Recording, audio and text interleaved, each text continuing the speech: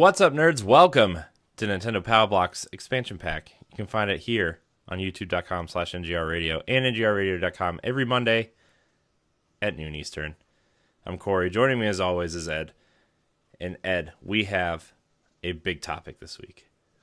Ooh, yes. And it's kind of something that we've discussed on Expansion Pass and something we've discussed a long time ago on Powblock. on Powblock and Arsenal X both. Yes. So there's been kind of this story that's been coming out about how when you log into Minecraft on Nintendo Switch, you can earn your Xbox Live achievements through playing on Switch. And that got me thinking, do you think Microsoft is trying to figure out a way to use the Switch to their advantage to get more of their games on the platform so people can kind of play anywhere? Yes, I really do think so. It's a smart business strategy if Microsoft and Nintendo can pull this off. And it don't have to, like we talked about, it don't have to be Microsoft's big first party. But yeah, if they could get Cuphead on Switch, awesome. If they could get State of Decay or I know State of Decay is probably a bigger title, but if they could get something like that, or in the Blind Forest, like Will of the Wisp, like if they could get that running on Switch, and that you have to log into Xbox Live to get those achievements on Switch, that's a good thing for Nintendo and for Microsoft. Nintendo gets the rewards because they're getting top quality games. Yeah, they're getting more games on their platform that people will. Yeah, because like you look at the franchises. I was kind of thinking of, Ori, like you said, Conker, Banjo, maybe Perfect Dark. If Microsoft wants to make that franchise kind of relevant again. Yeah. But don't want to take the steam away from Halo or Battlegrounds or, another one of their big titles, or Gears even. Like, they could produce a first-person shooter. I'm just assuming they're going to keep it in that genre. I've said many times I think they should make it more like Splinter Cell or Metal Gear. Yeah. But if they have a first-person shooter that thrives on another console that is cross-play with Xbox One because, they talk to each other, you sign into Xbox Live, crossplay. They do crossplay on a lot of games anyway right now and in the future. That would intrinsically be good for both systems because Microsoft will sell more units, probably more units on Switch than they would on Xbox, especially for games like Banjo and Conker because they're so intrinsically tied to Nintendo.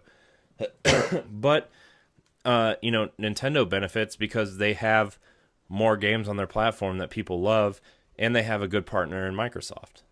Right, and since the Switch is taking the controller off and handing it to a friend, something like Cuphead works perfectly for that system. You don't have to buy no extra accessories unless you want to play on a Pro controller. You guys can play pop on that screen, give that good old game, but because Cuphead is not that hard of a game control wise, right? It works, and I think it will benefit Microsoft that if they add the fact that if you buy this game on Switch, not only can you play this on Xbox One, but you also can play it on PC. So the Play Anywhere initiative works. It because you have to get those games digitally in order for it to happen. So why not add Nintendo as a partner to help sell their products? Nintendo gets a cut, Microsoft gets a cut, and gamers would definitely love it. Now, what will go further is that people will cry out for not ports, but will cry out for a hard copy version. And I think if Microsoft could see that, if you guys could get Cuphead to 200,000 sales, we would get into our hard copy. That's low, dude. Like, I think if Cuphead was on Switch, it would sell probably at 1.5 easy. I mean, it's low, right? But to see if it works, because if they surpass that 200, it's 200 as in if let's see how quick it could get to 200 and surpass it. Because if they could surpass that into 200 and they're bringing out a physical, and Microsoft promised to bring out a physical copy, oh, that's double sales for Microsoft and Nintendo because people will double dip. Mm-hmm. I mean, even if you put your game like Cuphead, I'm sure everybody who already bought it on Microsoft will buy it, or bought it on Xbox will buy it on Switch again, so they can take it with them. And then, like, you know, maybe the double dippers will wait for a physical edition if it ever did. But like, some people might triple dip just because, like, hey, I want a physical copy, but I don't want to have to carry the cartridge around, so I'll buy the digital. Because I've done that a ton of times too. Right, and because there's only when you buy the box for Xbox One, it's still the digital code. Mm-hmm. It's not the physical copy. Right. Getting that light yellow box and that yellow design on a cartridge, dude, people will pay that $10 extra tax. Mm-hmm. You want to charge $30? Bam. I mean, they could probably charge $40 and people would still buy it. Like, because, like, not only would you, if you did a physical copy, not only would you have to pay the Switch, quote unquote, Switch tax, but like, you got to account for 2 platform publishers now, you know, and like, I think a majority of people would understand that and be like, okay, I kind of get it. Like, you gotta, if Microsoft's willing to work with Nintendo, yes, you can get it on Xbox, but if you want to take it with you, you're gonna have to pay the price essentially. But I think people understand that. People understand that now. Look at the Nindies that cost $10 more on Switch anyways, $20 more on Switch anyways. People are buying it, you know? Yeah. People are buying the indies. They want a good collection, and I think Ori would do it justice. A Cuphead would do it justice because people would love to have that box art, that physical copy, and they would beg for a manual, a 5-page manual of this indie game with beautiful art. People will pay it. People will pay that $40, and then they're going to hopefully that would surpass 200 copies. 200,000 copies. So it will be a good thing to see if Microsoft partners up with them. I would love to see Microsoft partner up with Nintendo and using their Xbox Live platform to get achievements for those games. That way Nintendo wouldn't have to worry about the achievement system. I mean, they could do their own, but they could also learn from Microsoft. Yeah. So and it benefits both of them. Yeah, and Microsoft too has already experimented with putting their achievement system on other platforms other than Microsoft. If you look at, there's some puzzle games on iOS that have Xbox achievements. There's Minecraft now and all these other, there's a few examples. I can't really think of any off the top of my head, but they have done it before, and this is their way of having their handheld too. Like their handheld device without actually having to have a handheld device. And people would eat it up. Like, I honestly wouldn't mind to have some Xbox games on my Switch. You know, and like we said, it's not going to be like Halo or PUBG or Forza or Gears or Fable or anything. It's going to be the smaller titles like Ori, like Banjo, like Battletoads, like Conquer. You know, these smaller titles that maybe don't get the love on Xbox that they deserve, and maybe Nintendo fans would appreciate them a little bit more than a lot of regular Xbox fans would. And so Microsoft would just say, like, okay, look, we have these IP, which ones work for Switch and which ones will benefit us for having to ourselves, and they can just do that. It would show how companies can unify together and really bring out great material for the consumer, that's a new level of business that people will be ready to dive in. That would meet their demand of supporting Microsoft and supporting Nintendo. Yeah. Sony has their own space, but I'm like, 2 companies. But that would also have them enter the conversation as well and be like, oh shoot, should we be doing cross-platform? Because if anybody's not going to do cross-platform, it's Nintendo, and they've already been so open about doing it with all these games that Sony opens their eyes and like, oh shoot, maybe we should research all this.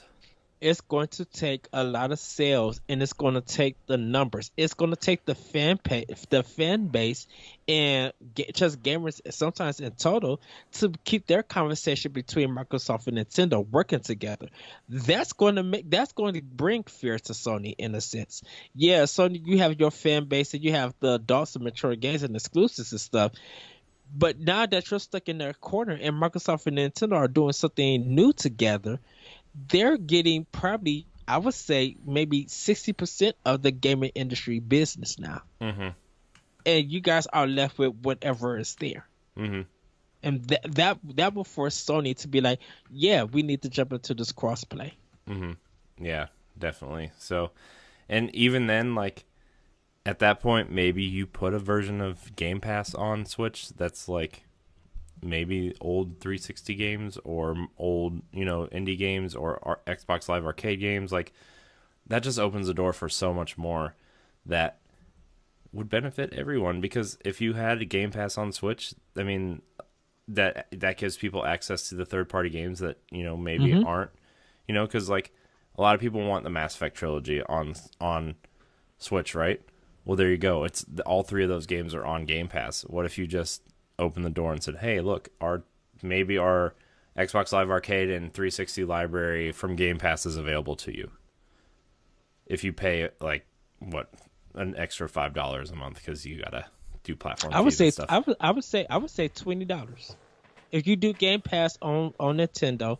Not only do, or if you do like a bundle, like, okay, you have to have Xbox Live Gold and Game Pass, but if you want the Game Pass Plus, which would be on third-party platforms, aka Switch, like, you have to pay an extra $5 a month on top of Game Pass already. So, like, I don't know. I think it's a smart move. Yeah. Like 15. Instead of $9.99 $15? a month, it'd be $14.99 a month. $14.99, which is still cheap. I think the reason why I say 20 because of in case of Nintendo demands something like a portion of it, because it's their Switch's platform. If you pay the $20, money goes to Microsoft and to Nintendo. That way, you could just switch between each system. You won't have to worry about anything. And you could pay it on Switch, or you could pay it on PC or Xbox One. Yeah. So, I mean, we both think it's a good idea, but I hope something like this happens at some point. I think it would be smart. I think it would be a fun thing, and I think it would be kind of like a culmination of an industry that's kind of been at each other's throats since, the Nintendo Sega console wars, and then Sony versus Microsoft. Like, this would kind of be like, look, we're all gamers. Like, let's see what we can do together. And I think it would be smart. I think if Phil Spencer and Reggie shows up at Treehouse Live and they talk about Minecraft or a new game, let's say they both introduce Cuphead, not through their E3 what if showcase. Phil Spencer walks out on stage with Miyamoto, and then they bring out Cuphead, Banjo, and, like, I don't know, Perfect Dark, like Joy of the Dark. E3 would be shut down. Everybody would forget what anything Sony has done. And then they make, like, Xbox Green Joy-Cons with white buttons.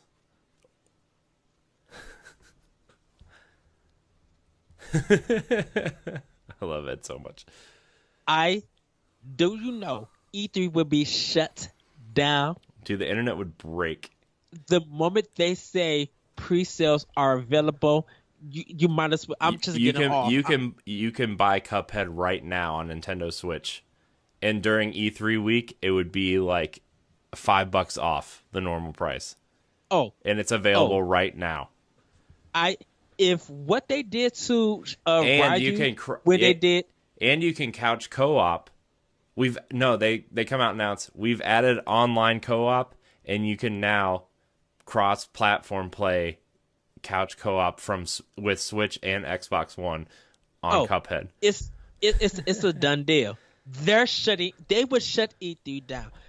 If what I was about to say, when they announced Ryu and it was available when they did the showcase. Yeah. And how the servers for Smash was when the eShop was down. Yeah. That would happen to Switch. Yep. Because it was just Sony would be put in a position to be like, oh, what the heck do we do now?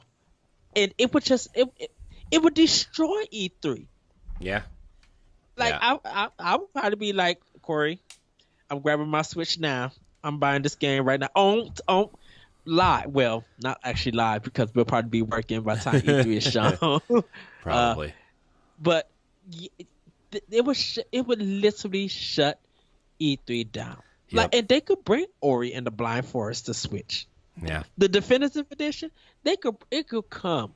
That game could come on that system. Yeah. Yeah.